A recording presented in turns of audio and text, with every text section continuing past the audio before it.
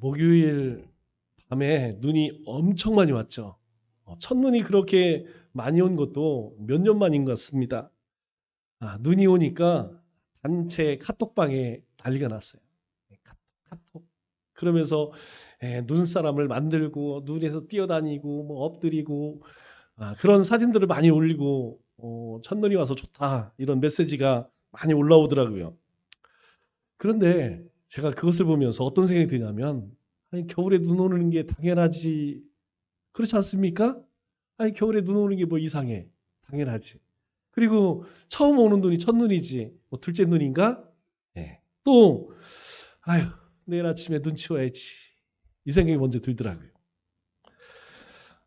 제가 그걸 보면서 그런 생각이 들어요. 누구는 첫눈이 오는 것을 바라보면서 감동하고 스토리를 만듭니다. 그런데 또 어떤 사람은 무감각해. 그리고 걱정합니다. 제가 그것을 보면서 제 자신을 보면서 깜짝 놀랐어요. 이게 첫눈만 그런 것이 아니고 신앙생활에도 이러지 않은가 이런 생각이 갑자기 들더라고요. 내가 신앙생활하면서 아무 감동 없이 스토리도 없이 그렇게 멋도 없이 감동도 없이 신앙생활하고 있지 않은가 그런 생각이 들어요. 여러분 어떻습니까? 매일매일 하나님과의 스토리가 좀 있으세요? 첫눈 오를 때에 막 좋았던 것처럼 매일매일 하나님을 만나서 기쁜 감동과 감격이 있느냐 하는 것이죠. 신앙생활은 그런 것 같아요. 신앙생활은 하나님과 나와 스토리가 만들어지는 것. 그게 신앙생활 아니겠습니까? 오늘 내 삶 속에 하나님이 어떤 일을 하셨는지, 내가 오늘 하나님을 어떻게 의지하고 또 하나님께 무엇을 구했는지, 그리고 그분과 함께 동행하는 그런 이야기들을 만들어내는 것. 그게 신앙생활이 아닌가 그런 생각이 듭니다. 그리스도인들에게 예수 그리스도가 왕 되신 것은 쌀로 밥 짓는 이야기죠. 너무나 당연한 일입니다. 그런데 다 그렇게 생각할까요? 아니라는 것이죠. 어떤 사람은 예수님을 정말 왕처럼 대하는 사람이 있고 또 어떤 사람은 예수님을 종처럼 여기는 사람이 있습니다. 그래서 지금 이 시대에는 아니 주님께서 우리에게 주님 때부터 우리에게 말씀하는 것이 무엇이냐면 양과 염소로 나눠진다는 것이죠. 주님을 따르지만 따르는 것 같지만 그 가운데에는 양이 있고 염소가 있다는 것이죠.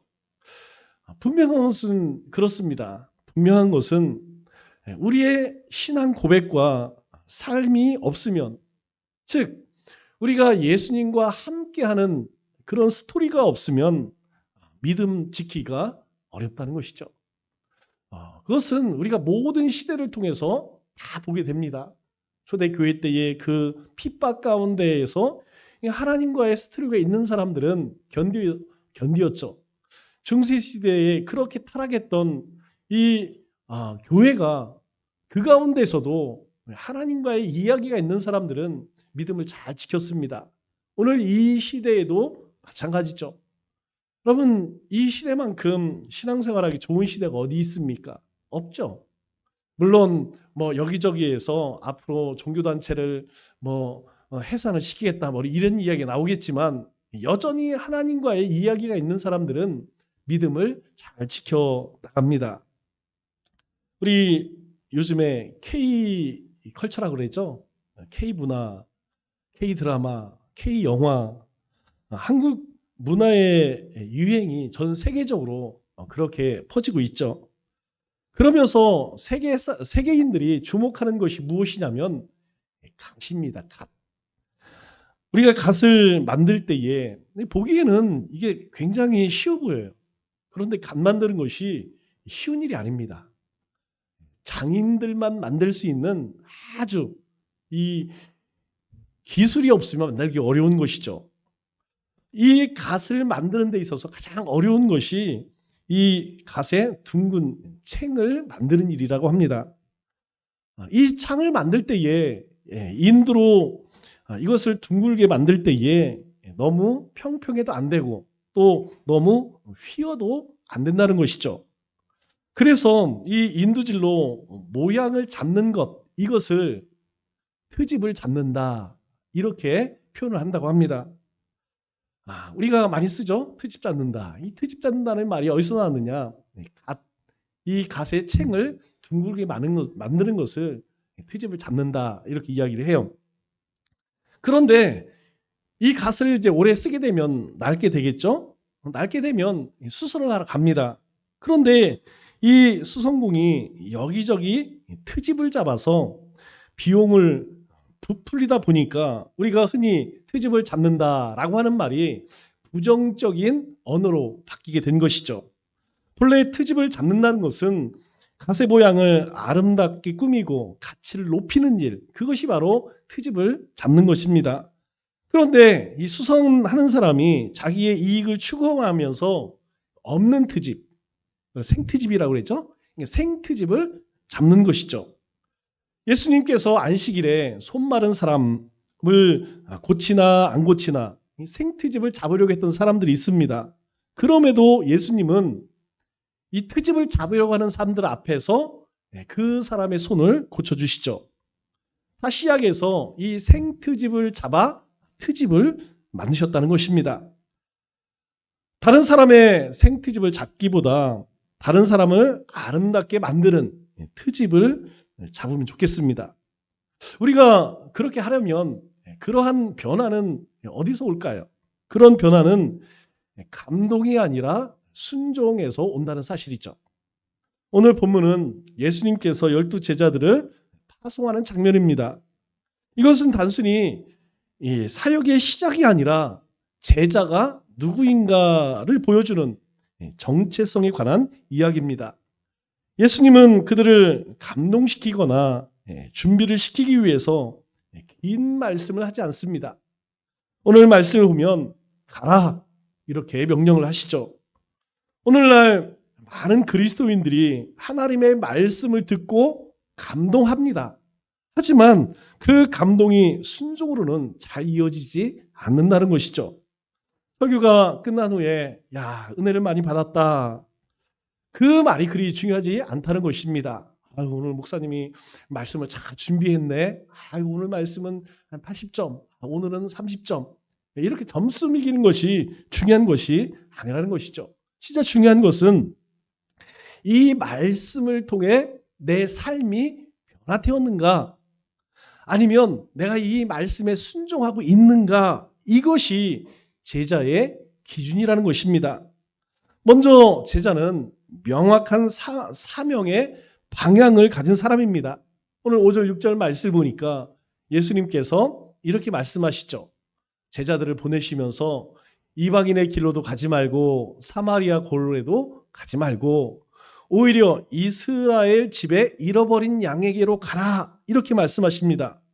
예수님께서 막연하게 나가서 아무데나 가서 복음을 전해라, 그렇게 말씀하지 않으시고 이 사명의 방향을 명확하게 지정하셨다는 것이죠.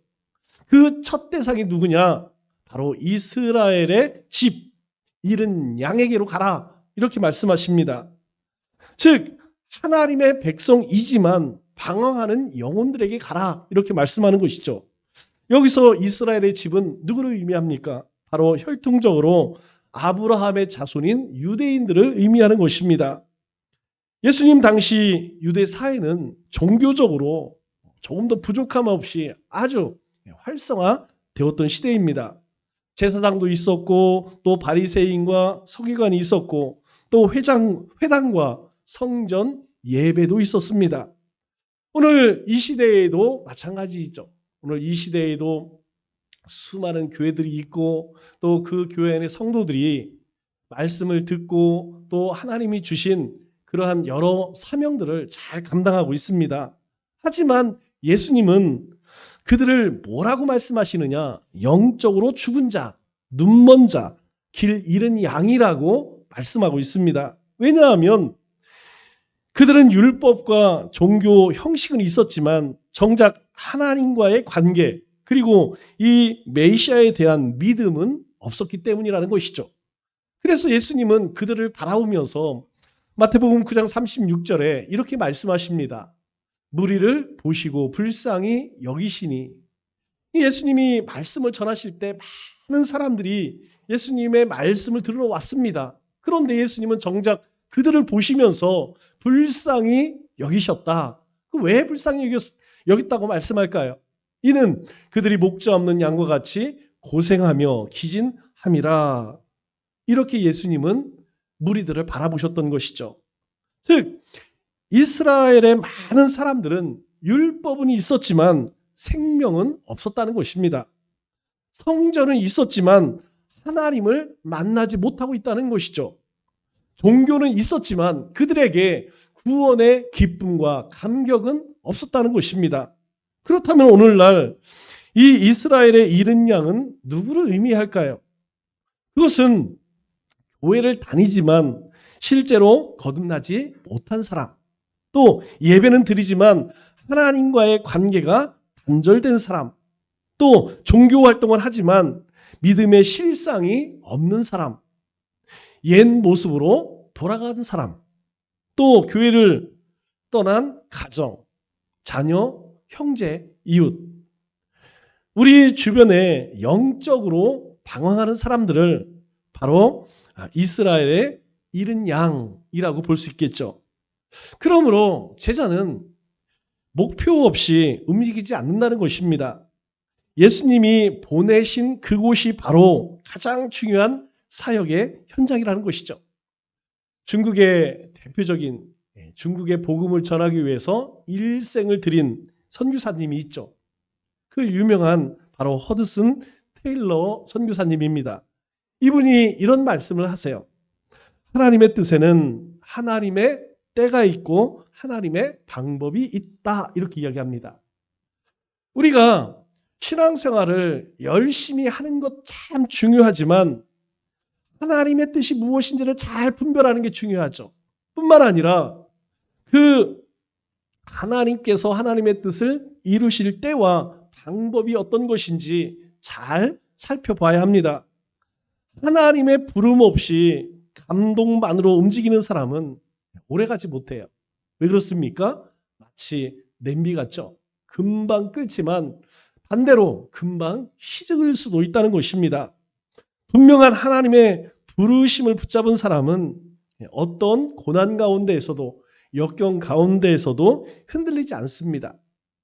그러면 우리가 한번 생각해 봐야 할 것은 하나님께서 오늘 가라고 하신 그 대상이 나에게는 있느냐라는 것이죠. 오늘 주님께서는 제자들에게 이 이스라엘의 잃은 양에게로 가라. 이렇게 명확하게 어디를 향해 가야 할지 말씀해 주셨죠. 그래서 제자들은 그곳을 갑니다. 그렇다면 오늘 나에게 주님께서는 어디로 가라고 말씀하고 있는가요? 우리는 이 주님께서 나에게 가라고 하신 명확한 대상, 명확한 장소가 있어야 합니다. 먼저는 우리 가족이겠죠. 여러분, 우리 가족들에게 내가 복음을 전하지 않으면 여러분 누가 복음을 전할까요? 내가 섬겨주지 않으면 우리 가족을 누가 섬겨주겠습니까? 그리고 두 번째는 우리가 품은 예비신자들이죠. 여러분, 여기 있는 이 예비신자들은 단순한 명단이 아닙니다. 하나님께서 나에게 성령의 감동을 주셔서 품게 하신 우리의 태신자라는 것이죠. 엄마가 아기를 품듯이 하나님께서 나에게 주신 영혼이라는 것입니다. 이렇게 우리는 구체적인 대상이 있어야만 우리가 그들을 위해 기도할 수 있고 그들을 위해서 행동할 수 있는 것이죠. 두 번째로 제자는 말씀을 행동으로 증명하는 사람이라는 것입니다. 7절, 8절 말씀 보니까 예수님이 이렇게 말씀하시죠. 가면서 전파하여 말하되 병자들을 고치고 죽은 자를 살리며 나병한 자를 깨끗하게 하며 귀신을 내어 쫓되 너희가 거저 받았으니 거저 주어라. 이렇게 말씀합니다. 예수님은 제자들에게 어떤 이론이나 교리를 먼저 가르치지 않았다는 것이죠. 삶의 현장에서 행동으로 살아내는 사명을 오늘 명령형 동사로 말씀하십니다. 그게 뭐예요? 가라, 전파하라, 그리고 고치라, 깨끗하게 하라, 쫓아내라, 거저주라, 이렇게 말씀하십니다. 그러면 가라고 하는데 어디로 가라는 것이죠? 어디로 가라는 것입니까? 찾아가라는 것이죠. 찾아가라는 것이에요. 왜 그럴까요? 여러분, 이런 잃어버린 양들이 아유, 내가 길을 잃었네. 빨리 주님에게 가야겠네. 내가 집으로 돌아가야겠네. 여러분, 그런 양이 있을까요? 없습니다. 그런 영혼들에게 찾아가라는 것이죠. 어디로? 우리 이웃들에게, 또 우리 직장으로, 그리고 우리 주변 친구들에게 가라는 것입니다. 그냥 나 혼자 예배하고 나 혼자 기도하고 이거 하지 말고 그들에게 찾아가라는 것입니다. 또 전파하라. 여러분, 이 선포가 항상 우선입니다. 제가 여러분들에게도 오후 예배 때에 자주 말씀드리는데, 이전에 모임이 하나 있는데 올해에 모임을 늘렸어요. 3개를 더 늘렸습니다. 여러분 당근 아세요? 당근을 보니까 당근에 모임이 있는 걸 제가 얼마 전에 알았어요. 여러분, 이 청주 또 요 수곡동 안에 여러 모임들이 있습니다. 모임 방들이 있어요. 제가 보니까 엄청 많아요. 그래서 제가 3개를 더 가입을 했습니다. 왜 가입했을까요? 제가 그곳에 저 복대동에 한번 가고 그리고 저기 사천동에 한번 갔습니다. 모임에. 가면 첫 번째 제가 뭘 이야기하냐면 저는 목사입니다. 이렇게 이야기를 해요. 미리 이야기를 합니다. 왜 그럴까요? 예, 제가 예수님 얘기를 하고 구원 얘기를 하더라도 놀라지 마십시오. 저는 그거 얘기하는 사람입니다. 그것 때문에 온 사람입니다. 미리 얘기를 해요. 여러분, 우리가 이 안에 우리끼리만 교류해서 여러분 불신 영혼을 만날 수 있을까요? 주님이 가라고 만나라고 한 그 영혼들을 만날 수 있을까요? 아닙니다. 가야 하고, 그리고 그들에게 복음의 가장 핵심인 예수님 이야기를 꺼내야 돼요. 물론 그 가운데 하나님이 주신 지혜가 있어야 하죠. 그런데 중요한 것은 우리가 세상 이야기에서 한 영혼을 구할 수 없다는 거예요. 한 영혼을 살리기 위해서는 전파하라. 먼저 복음 얘기해야 합니다. 그리고 또 뭐라고 이야기하죠? 고치며 고치라 이렇게 이야기합니다. 여러분, 우리 주변에 아픈 사람들이 참 많아요. 운전만 해도 압니다. 여러분, 차 끌고 30분만 운전해도 이 주변에 아픈 사람이 얼마나 많은지 몰라요. 궁금하면 가실 때 전도지 들고 10분만 전도해 보세요. 아픈 사람 참 많습니다. 여러분, 어떻게 고치겠습니까? 뭘로 고치겠습니까? 또 살리라. 죽은 영혼들이라는 겁니다. 주님의 관점에서는 죽은 영혼들이라는 거예요. 저들을 살리라는 거예요. 또 나병 환자를 깨끗하게 하라. 나병 환자는 사람들과 함께 할 수 없는 소외된 자들이죠. 그들을 차별하지 말라는 것입니다. 외면하지 말라는 것이죠. 가라는 것입니다. 주님의 사랑을 품고 모든 사람들이 다 외면하는 그런 소외된 자들, 없는 자들, 가난한 자들 찾아가라는 것이죠. 또 쫓아내라. 싸워야 합니다. 여러분, 이 세상은 공중권수 잡은 어둠의 세력들이 있어요. 이 어둠의 악한 영에 붙들려 살아가는 수많은 영혼들이 있습니다. 그들을 향해서 선포, 주님의 복음을, 말씀을 증거해야 한다는 거예요. 예수님께서 귀신 들린 자들과 타협하셨나요? 아닙니다. 예수님께서는 떠나가라 말씀하십니다. 우리에게 그거 하라는 거예요. 또 거저 받았으니 거저 주라 이렇게 말씀해요. 우리가 받은 이 구원은 하나님의 전적인 은혜라는 것입니다. 어떤 대가 이시 우리가 이걸 받았나요? 아닙니다.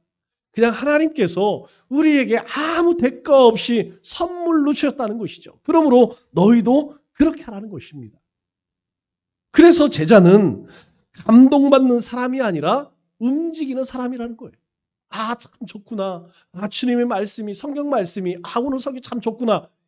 이게 제자가 아니고 그 말씀이 우리의 심령 가운데 임했다면 움직이는 사람이 제자라는 것이죠. 시약에서 순종 없는 은혜는 감정일 뿐이라는 것입니다. 순종 있는 은혜가 진짜 제자도라는 것이죠. 그럴 때 우리가 하나님과의 스토리를 만들어내는 것입니다. 우리 마음 가운데 하나님의 은혜가 말씀이 임하면 제가 그렇게 살아내겠습니다. 그 말씀을 붙들고 우리가 행할 때에 하나님과 우리 사이에 이야기거리가 만들어지는 거예요. 여러분, 이 이야기거리를 우리가 누군가 이야기하면 끝이 없습니다. 우리 흔히 그런 이야기 많이 하죠. 여자분들이 2시간 전화통화하고 그리고 끊을 때 뭐라고 한다고요? 이따 만나서 또 얘기해. 왜 그럴까요? 스토리가 있으니까 전화로 이야기하고 또 만나서 할 얘기 있는 거예요. 오늘 우리의 삶도 마찬가지입니다.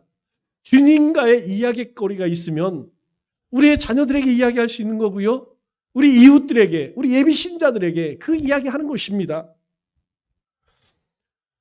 아이 키우는 엄마가 아이에게 야 가서 씻어라. 그럴 때에 만일 아이가 엄마의 이야기를 듣고 감탄하면서 속으로 묵상하면서 욕실로 가며 우리 어머니가 나에게 하는 얘기가 참 은혜스럽네. 그런데 씻지 않는다면 소용이 있을까요? 없습니다. 엄마가 씻으라는 이야기를 감탄을 하고 깊이 묵상을 한다 할지라도 그 이야기를 들은 자녀가 가서 씻지 않으면 아무 소용이 없다는 것이죠. 아무 일도 일어나지 않습니다. 그저 꾀죄죄 할 뿐이라는 것이죠. 우리가 말씀 앞에 생각만 하느냐 아니면 행동을 하는가, 이것이 우리의 신앙이 성장하고 성숙할 수 있는 잣대라는 것이죠. 그러면 여러분 어떻습니까? 여러분 매일 하나님 말씀을 아침에 묵상하시죠? 또 저녁에는 성경을 읽습니다. 주일은 하나님 말씀을 듣죠. 여러분 이 말씀을 듣고 여러분 행동으로 옮기십니까? 만일 있다면 여러분 즉시 우리가 순종해야 할 말씀은 어떤 것이 있을까요? 순종의 단계는 그래요. 주님 제가 준비를 하겠습니다. 이게 아니라는 것이죠. 준비를 해서 하는 것이 아니고 지금 하겠습니다. 이게 필요하다는 거예요. 여러분 지금 용서할 사람이 있으면 지금 해야 합니다. 오늘 해야 합니다. 제가 조금 상황 봐서 나중에 할게요. 여러분 그 사람 용서할 수 있을 것 같아요? 안 됩니다. 여러분 회개도 마찬가지죠. 만일 우리 안에 뭔가 하나님 앞에 그렇게 찝찝한 것이 있으면, 뭔가 남아있는 게 있으면 하나님 앞에 즉시 하나님 제가 죄를 지었습니다. 고백하면 되는 것이에요. 그런데 그거 쌓아두면 여러분 우리 머릿속에서 잊어버려요. 전도도 마찬가지고요. 헌신도 마찬가지입니다. 야 내가 교회를 위해서 뭘 좀 해야겠다. 아 내가 좀 청소 좀 해야겠다. 아니면 뭘 좀 고쳐야겠다. 여러분 그때 하지 못하면 못한다는 것이죠. 중보기도도 마찬가지입니다. 내가 누구를 위해서 기도를 해야겠다 마음 먹었다면 잠깐 1초라도 멈추어서 그 생각나는 사람을 위해서 기도할 때에 하나님께서 받으시는 거예요. 마지막으로 제자는 세상으로 보내심을 받은 사람입니다. 11절 12절 말씀을 보니까 이렇게 말씀합니다.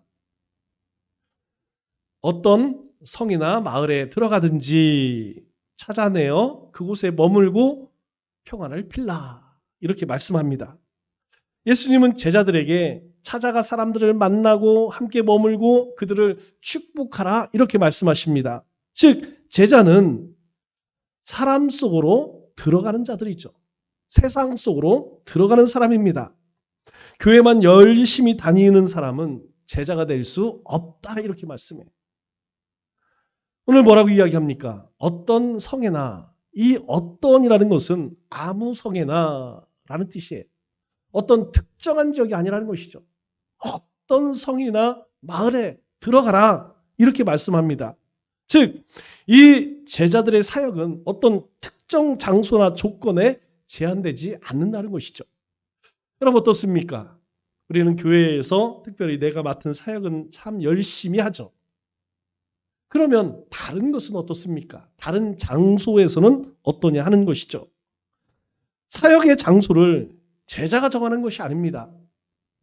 오늘 주님께서 우리를 보내시는 곳, 그곳이 바로 우리의 사역지라는 것이죠. 사역도 마찬가지입니다. 주님께서 우리에게 맡기시면 그것은 하나님께서 나에게 주신 것이에요. 교회가 준 것이 아닙니다. 사람이 준 것이 아니라는 것이죠. 그래서 하찮게 여기면 안 되는 것입니다. 아무리 작은 일이라도 하나님이 나에게 주신 일이기 때문에 우리가 할 수 있는 일은 최선을 다하는 것이죠. 그것을 충성이라고 말합니다. 또 이렇게 이야기하죠. 그 성에 합당한 자를 찾아내요. 여러분, 그 중에 합당한 자는 어떤 사람이 이야기할까요? 바로 복음을 받아들일 준비가 되어진 사람, 열린 마음을 가진 사람, 하나님 말씀에 반응하는 사람을 이야기합니다. 즉, 하나님께서는 우리가 하나님의 말씀을 붙들고 어느 곳에 가든지 그 복음을 담대하게 전할 때에 하나님께서는 준비해 놓은 사람이 있다는 것입니다. 하나님께서 예비해 놓으신 영혼이 있다는 것입니다. 제가 좋아하는 말인데 나가면 있고 안 나가면 국물도 없다. 예심 전도를 갔는데 처음 강사가 이 얘기를 해요. 그런데 이 말씀이 제 마음 가운데에 탁 박혔습니다. 이 말씀이 굉장히 은혜가 돼요. 안 나가면 없대요. 국물도 없답니다. 그런데 나가면 있답니다. 나가면 복음 들고 나가면 하나님께서 준비한 영혼을 만나게 하신다는 것이죠. 제자의 삶은 예배당 안에서 끝나는 것이 아닙니다. 사람들과 부딪히고 사랑하고 섬기고 관계를 맺는 것이 제자의 삶이라는 것이죠. 제자가 간 곳에는 하나님 나라의 평안이 흘러야 합니다. 제자의 사역은 분열이나 소란이 아니라 화해와 평화와 회복이라는 것입니다. 어떤 농부가 있었어요. 이 사람은 다른 농부들보다 항상 열매가 풍성하게 풍성했습니다. 사람들이 찾아와서 물어요. 당신은 뭔가 특별한 비료를 쓰십니까? 아니면 우리가 모르는 좋은 그런 씨앗을 얻어다 씁니까? 이것저것 계속 물어보는 거예요. 그때 이 농부가 웃으면서 이렇게 이야기를 합니다. 아닙니다. 저는 특별한 비료도 씨앗도 아니라 저는 씨를 뿌릴 때에 무릎을 꿇고 손으로 씨앗 하나하나를 심습니다. 여러분, 당시에는 우리는 당연히 그렇게 하죠. 그런데 이 당시 이 중동에서는 우리랑 좀 달라요. 우리가 씨 뿌리는 비유에서 이야기하는 것처럼 씨를 뿌립니다. 그렇게 하지 않았다는 것이죠. 모든 사람들이 씨를 뿌려서 열매를 맺든지 말든지 이 글이 뿌려요. 근데 이 사람은 그렇게 하지 않았다는 거예요. 하나하나 심었다는 것이죠. 그리고 이 씨가 잘 자랄 수 있도록 나는 이 씨를 심으며 하나님께 기도합니다. 그게 비법이라는 거예요. 모든 사람은 다 흩어뿌리지만 다시는 정성스럽게 심고 그 심은 씨앗이 잘 자랄 수 있도록 하나님께 기도했다는 것이죠. 신앙도 제자도 마찬가지입니다. 사람을 변화시키는 것은 멀리 서서 잘 되기를 바랍니다. 이렇게 말하는 것이 아니라는 것이죠. 사람 옆에 함께 앉아주고 또 함께 울어주고 함께 머물 때 하나님의 역사가 일어나는 것입니다. 그러면 여러분 어떻습니까? 우리는 그렇게 사람 속으로 들어가고 있습니까? 아니면 우리끼리끼리 그렇게 모이고 있습니까? 매일 믿는 사람들끼리, 아는 사람들끼리, 익숙한 사람끼리 그렇게 만나십니까? 아니면 세상 사람들이 있는 곳으로 찾아가십니까? 많은 사람들이, 많은 그리스도인들이 그래요. 평안한 신앙의 거리를 유지하려고 합니다. 왜 그럴까요? 그 안에 있으면 편하거든요. 편합니다. 우리가 매일 만나는 이 교회 사람들, 우리 목장 식구들, 거기는 참 편해요. 그런데 그렇지 않은 사람들을 만나면 여러 가지로 불편하죠. 그래서 잘 가지 않습니다. 그래서 신앙생활 가운데 가장 어려운 것이 무엇이냐면 복음 들고 세상 속으로 들어가는 것이 가장 어려워요. 물론 다른 일도 영적인 일이기 때문에 예배를 드리고 기도를 하고 섬기고 어렵습니다. 그러나 그 가운데서도 가장 안 되는 일이 무엇이냐? 바로 우리가 복음 들고 세상 속으로 들어가는 것이라는 것이죠. 그러면 여러분 이번 주 우리가 이 복음을 붙들고 만나야 할 사람은 누구일까요? 우리가 이 말씀을 통해서 이 제자들을 보내시는 이 예수님의 말씀 가운데에서 우리가 꼭 붙들어야 할 것이 무엇이냐면 내가 이번 주, 며칠 있으면 성탄절이구나. 여러분 그게 중요할까요? 아닙니다. 이 성탄이 나에게 어떤 의미인지 그리고 이 성탄의 의미를 반드시 전해줘야 할 자가 있는가 이게 중요한 것이죠. 예수님께서 제자들을 부르시고 말씀하셨습니다. 가라. 전파하라. 그리고 머물라. 평화를 빌라. 이렇게 말씀하셨죠. 예수님은 지식으로만 가득한 사람을 원하지 않습니다. 감동을 받고 박수치는 청중을 원하지 않는다는 것이죠. 예수님은 순종으로 발을 내딛는 제자를 찾고 계십니다. 세상은 지금도 잃어버린 양들로 가득합니다. 고통하며 울부짖는 영혼들이 우리 주변에 수두룩하다는 것이죠. 교회를 떠난 자녀들, 또 마음에 상처난 형제들, 복음을 들어보지 못한 우리 이웃들, 사랑을 기다리며 쓰러져 있는 사람들, 우리 주변에 널려 있습니다.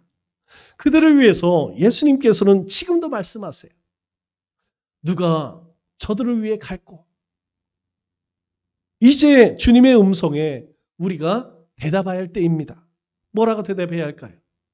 주님, 제가 여기 있나이다. 나를 보내소서. 주님, 제가 여기 있나이다. 나를 보내소서. 오늘 이 결단이 말뿐인 외침이 아니라 발걸음이 되고 행동이 되고 눈물과 사랑의 헌신이 되기를 주님의 이름으로 축원합니다.